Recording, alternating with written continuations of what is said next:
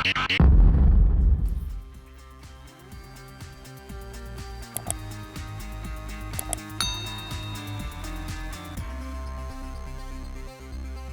ketemu lagi di vlog saya 64 Vlog. Hari ini saya akan berbicara tentang mata kuliah Sistem Informasi Manajemen Agribisnis atau biasa kita sebut SIM-A. Mata kuliah ini merupakan salah satu mata kuliah pilihan di program studi agribisnis Fakultas Pertanian Universitas Nusa Cendana. Tim pengajar mata kuliah ini ada 3 orang, yaitu saya sendiri dan 2 dosen senior saya lainnya. Saya mendapat kesempatan untuk menyampaikan materi pertama terkait dengan sistem informasi manajemen agribisnis ini. Baik, sebelum kita berbicara panjang lebar tentang sistem informasi manajemen agribisnis, sebaiknya kita memahami dulu bagaimana perkembangan ilmu sistem informasi agribisnis ini hingga sekarang kita belajar tentang SIM atau sistem informasi manajemen. Sistem informasi berkembang seiring dengan kemajuan teknologi informasi. Jadi perkembangan teknologi informasi itu sangat mendorong perkembangan ilmu atau sistem informasi manajemen, baik dipelajari di tingkat sekolah-sekolah tinggi maupun pengaplikasiannya di dalam dunia usaha. Sistem informasi ini juga berkembang sejalan dengan kompleksitas dari manajemen dalam suatu organisasi.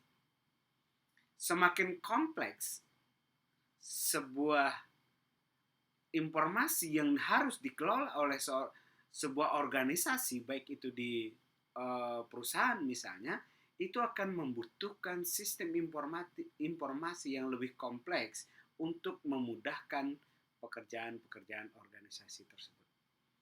Secara sederhana kita bisa buat seperti kesimpulan awal bahwa sistem informasi dibuat berkembang untuk menjawab kebutuhan informasi-informasi yang dibutuhkan secara cepat, tepat, sehingga perusahaan dapat secara dinamis mengambil keputusan. Nah, kalau kita lihat definisi dari sistem informasi manajemen dan teknologi informasi, maka dalam sistem informasi manajemen di situ ada interaksi human dan mesin. Ada interaksi manusia dengan alat-alat yang digunakan untuk memanajemen informasi. Yang kedua, definisinya itu berkaitan dengan menyediakan informasi. Bahwa sistem informasi dikembangkan, didesain untuk menyediakan informasi yang secara sederhana secara sederhana dan cepat itu dapat diterima oleh pimpinan unit-unit bahkan top manajer di dalam organisasi. Dan definisi berikutnya berkaitan dengan bagaimana sistem informasi ini untuk mendukung keputusan bagi manajemen.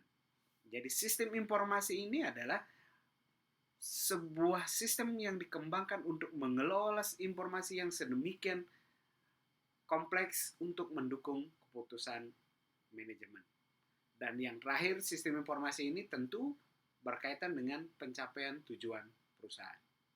Oke, dari 4 poin terpenting ini, maka kita harus menggarisbawahi bahwa sistem informasi itu adalah interaksi human dan mesin. Ada interaksi manusia dengan mesin, sehingga itu akan menghasilkan informasi bagaimana mesin melakukan kalkulasi, melakukan tabulasi dengan cepat, dan manusia melakukan entry data dan interpretasi data dengan baik, dan kemudian dengan proses itu melahirkan sebuah informasi dan dapat mendukung keputusan manajemen secara cepat, tepat, dan akurat. Nah, sedangkan teknologi informasi itu didefinisikan sebagai teknologi berbasis komputer yang digunakan untuk menghandle informasi. Jadi, apa hubungannya sistem informasi dengan teknologi informasi? Kalau sistem informasi ada interaksi human, manusia dengan mesin, sedangkan teknologi informasi itu berbasis mesin. Mesin yang berbasis komputer yang digunakan untuk menghandle informasi. Jadi, bagaimana interaksi sistem informasi dengan teknologi itu berkaitan dengan berbasis komputer yang digunakan untuk mengelola informasi. Baik, kita masuk ke dalam sebuah sumber daya sebuah perusahaan. Sebelum teknologi informasi berkembang sedemikian pesat, ya, resource sebuah perusahaan itu terdiri dari 4 sumber daya. Yang pertama adalah manusia, man. Jadi manusia menjadi penggerak, pemikir, bahkan menjadi tenaga kerja di dalam perusahaan. Yang kedua, itu adalah material berupa bahan baku yang dimiliki oleh perusahaan, yang dikelola oleh manusia menggunakan mesin. Ya. Mesin menjadi resources company yang ketiga. Bagaimana mesin itu membantu mempercepat pergerakan pengelolaan material oleh manusia. Dan yang keempat itu adalah modal. Modal ini menjadi penting untuk mengadakan material, untuk mengadakan mesin, sehingga perusahaan bisa melakukan kerja-kerja secara efektif dan efisien. Itu sejak di awal perkembangan resources company. Saat sekarang, resources company tidak cukup dengan 4 hal tadi. Tetapi resources company harus didukung oleh yang namanya informasi. Sehingga hari ini, resources company itu menjadi 5. Jadi sebuah perusahaan harus memiliki manusia, harus memiliki material, harus memiliki mesin, harus memiliki modal, dan satu lagi, perusahaan harus memiliki informasi. Oleh karena itu, setiap perusahaan mengembangkan sistem informasi yang sedemikian cepat untuk menganalisis semua informasi, baik berasal dari internal maupun eksternal perusahaan. Karena kedua informasi ini harus diinteraksikan bagaimana keputusan dapat diambil. Oke. Informasi bisa dikatakan sebagai sebuah sistem. Maka kita dari judul mata kuliah adalah sistem informasi manajemen. Informasi sudah kita bahas, sistem informasi sudah sedikit ini. Sebenarnya apa itu sistem? Oke, saya akan membangun analogi sebuah pemahaman tentang sistem yang mungkin lebih sederhana bisa dipahami. Sistem, kalau kita lihat definisinya, adalah kumpulan dari beberapa subsistem yang bekerja secara bersama-sama atau join together, ya, untuk mencapai tujuan yang diinginkan. Saya menggambarkan sistem itu sebagai sebuah mobil yang utuh. Sebuah mobil yang utuh itu menjadi sebuah sistem transportasi yang bisa digunakan memindahkan orang dari titik A ke titik B. Sistem transportasi ini tentu harus didukung oleh sub-subsistemnya. Ada mobil, ada kendaraan, ada jalan, ya, ada rambu lalu lintas. Nah, apabila mobil ada, tetapi tidak ada jalan, apakah sistem transportasi, apakah si A bisa berpindah ke B? Tidak bisa, walaupun ada mobil. Kenapa? Karena tidak ada subsistem jalan yang memfasilitasi mobil itu bisa bergerak dari titik A ke titik B. Oke. Atau saya kecilkan lagi, mobil itu sebagai sebuah sistem tersendiri. Di dalam mobil itu juga ada subsistem lagi. Apa subsistemnya? Ada subsistem kemudi, ada subsistem engine, ada subsistem braking, ada subsistem entertainment, ada subsistem yang lain. Bisakah satu subsistem ini tidak ada dan mobil bisa berjalan secara sempurna? Tidak.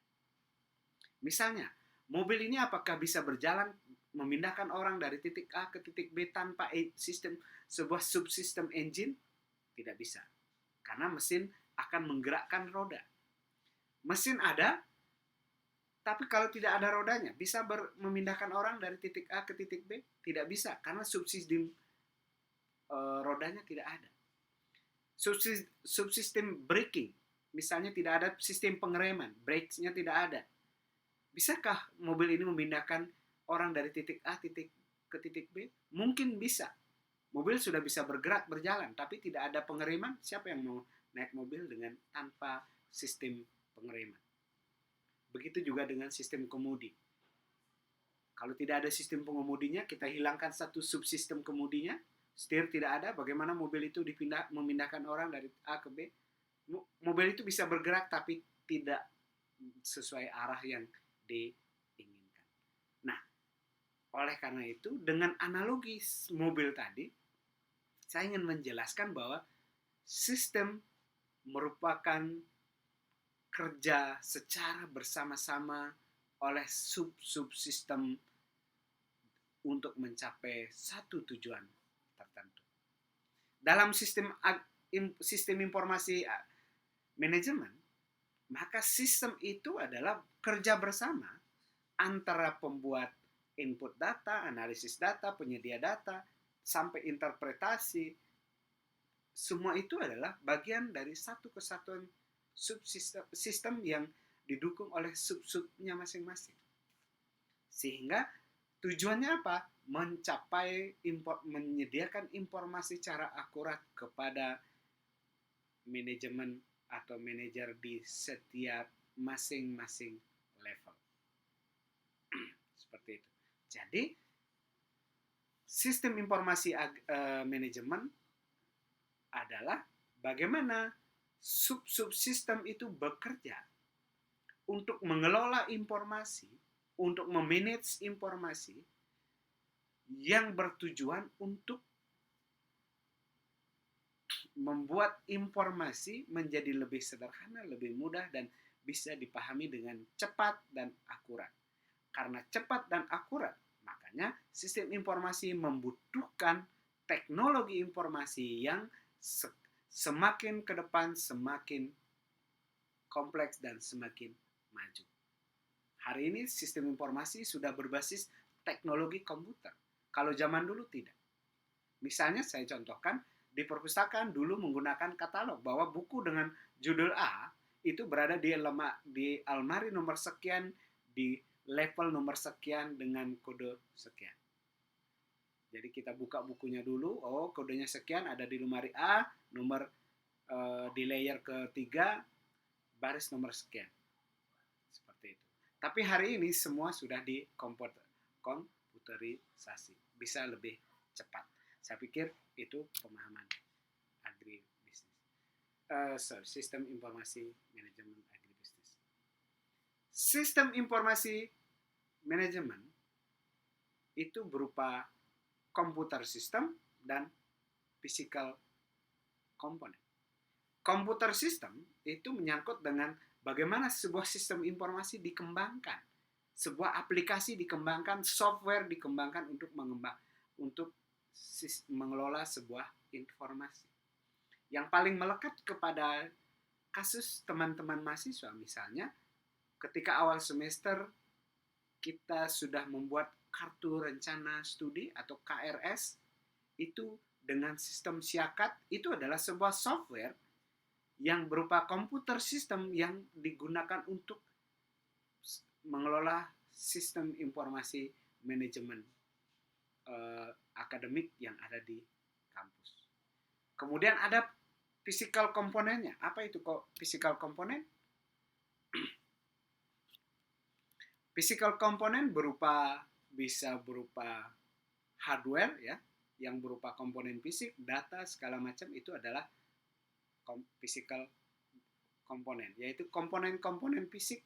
Apakah itu komputer, apakah itu handphone, apakah itu servernya berupa hard disk yang komputer yang diakses 24 jam selama 7 hari dalam 1 minggu. Itulah physical komponen. Termasuk orang yang bekerja secara fisik, dia masuk ke physical komponen.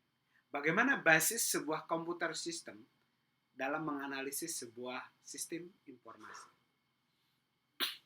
Dalam sebuah sistem informasi, maka ada input dan output. Input itu berupa data. Misalnya, inputnya adalah data penjualan harian atau bahkan reguler selama sekian hari. Dia dimasukkan ke dalam sebuah aplikasi, di input, kemudian dia akan menjadi berproses ke dalam database. Database berarti data itu adalah data, base itu berarti pangkalan.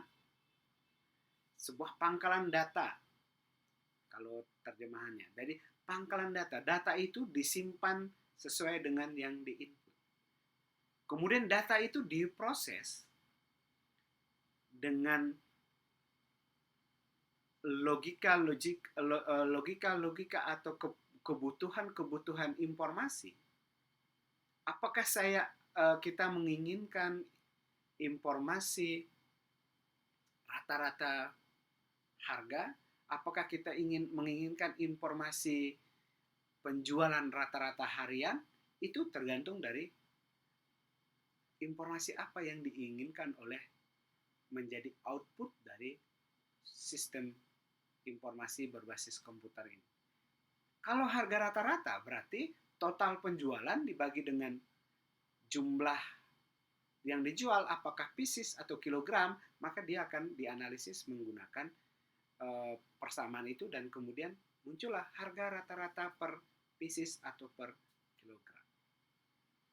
Kalau misalnya penjualan rata-rata, kita bisa hari Senin dapat 20, hari Selasa dapat 30, hari Rabu dapat 10, hari Kamis dapat berapa, dan kemudian itu dijumlahkan kemudian bagi jumlah hari, maka dia akan mendapat berapa penjualan rata-rata harian perusahaan ini. Itu salah satu contoh sederhana bagaimana data di input kemudian masuk menjadi database. Database ini bisa berproses, bisa dianalisis tidak hanya satu kali, tetapi bisa dianalisis berulang kali untuk melahirkan informasi yang bermacam-macam. Seperti itu. Komponen fisik ada hardware, software, aplikasi sistem database segala macam, SOP dan operasional personel itu masuk ke dalam komponen fisik. Baik, ini terima kasih sudah menonton video pertama di mata kuliah Sistem Informasi Manajemen Agrofisik ini. Sampai ketemu di video